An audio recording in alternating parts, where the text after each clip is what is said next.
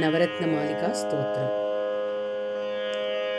हारनूपुरकिरीटकुण्डलविभूषितावयवशोभिनीं कारणेश्वरमौलिकोटिपरिकल्प्यमानपदपीठिकाम् कालकालफणिपाशबाणधनुरङ्कुशां ऋणमेखलां फालभूतिलकलोचनां मनसि भावयामि परदेवताम्।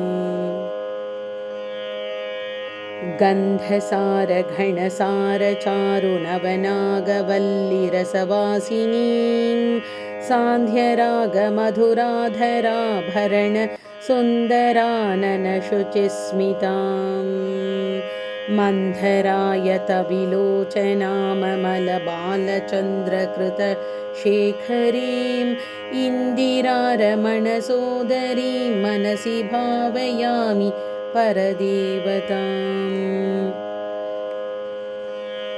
स्मेरचारुमुखमण्डलां विमलगण्डलम्बिमणिमण्डलां हारदामपरिशोभमानकुच भारभीरुतनुमध्यमाम् वीरगर्वहरनूपुरां विविधकारणेश्वर पीठिकां मारवैरिसहचारिणीं मनसि भावयामि परदेवताम्। भूरिभारधरकुण्डलीन्द्रमणि बद्धभूवलयपीठिकां वारिराशिमणिमेखलावलयवह्नि मण्डलशरीरिणीं वारिसारवहकुण्डलां गगनशेखरीं च परमात्मिकां चारुचन्द्रविलोचनां मनसि भावयामि परदेवताम्।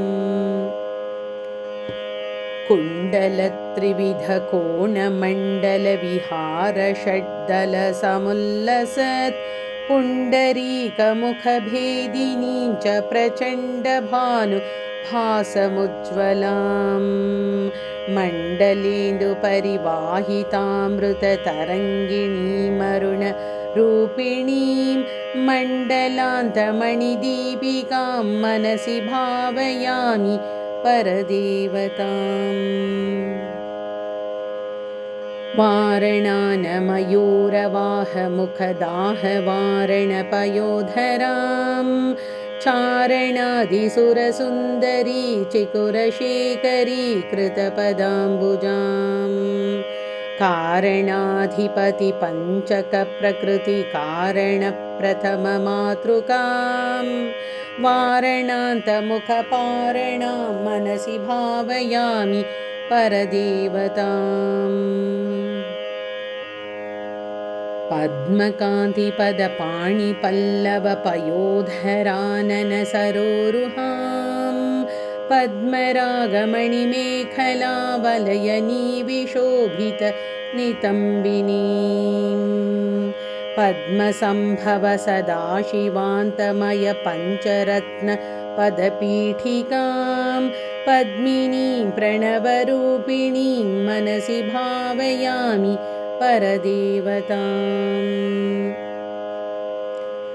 आगमप्रणवपीठिकाममलवर्णमङ्गलशरीरिणीम् आगमावयवशोभिनीमखिलवेदसार कृतशेखरीं मूलमन्त्रमुखमण्डलामुदितनादबिन्दु नवयौवनां मातृकां त्रिपुरसुन्दरीं मनसि भावयामि परदेवताम्।